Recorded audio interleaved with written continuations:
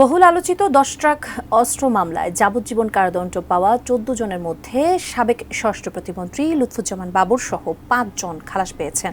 এর ফলে প্রায় 18 বছর পর বাবরের মুক্তি পেতে বাধা নেই বলে জানান তার আইনজীবী। আজ হাইকোর্টের দেয়া রায়ে উলফার সামরিক কমান্ডার পরেশ বড়ুয়াকে 14 বছর, 4 জনকে 10 বছর এবং মারা যাওয়া মামলা থেকে অব্যাহতি দেওয়া হয়েছে 4 জনকে। জাবেদ আক্তার জানাচ্ছেন বিস্তারিত।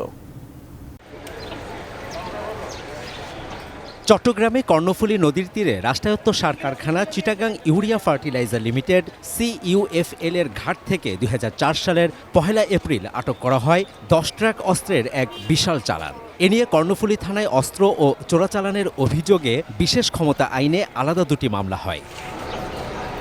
বিশেষ ক্ষমতা আইনের অস্ত্র চোরাচালানের মামলায় গত 18 ডিসেম্বর হাইকোর্ট মৃত্যুদণ্ড পাওয়া 14 আসামির মধ্যে সাবেক স্বরাষ্ট্র প্রতিমন্ত্রী লুৎফুজ্জামান বাবর সহ 7 জনকে খালাস দেন। এটা কোর্ট বলেছে যে এই মামলার তদন্তে যথেষ্ট ত্রুটি বিচ্যুতি আছে।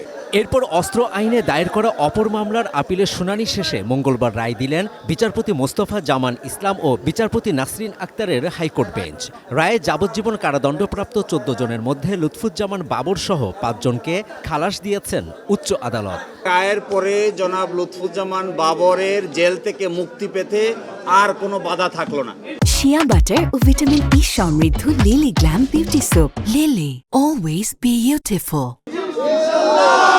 এই মামলায় খালাস পেয়েছেন জনাব লুৎফুজ্জামান বাবর, জনাব মহসিন তালুকদার, জনাব AKM এনামুল হক এবং জনাব রেজ্জাকুল হায়দার এবং জনাব নুরুল আমিন।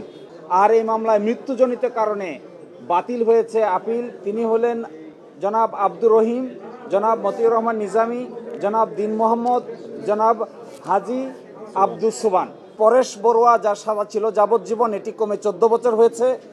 এর বাইরে আকবর হোসেনের সাজা হয়েছে 10 বছর, লিয়াকত হোসেনের সাজা হয়েছে 10 বছর, হাফিজুর রহমানের সাজা হয়েছে 10 বছর এবং শাহাবুদ্দিনের সাজা হয়েছে 10 বছর।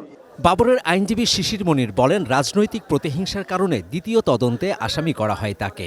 যে তাকে এইভাবে রাজনৈতিকভাবে হেনস্থা করার প্রধান কারণ ছিল তিনি তৎকালীন মাননীয় প্রধানমন্ত্রী বেগম খালেদা জিয়ার বিশ্বস্ত একজন মন্ত্রী ছিলেন।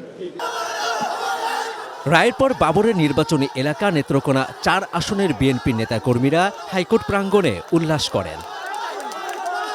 Jabed Akhtar, ATN news, Dhaka.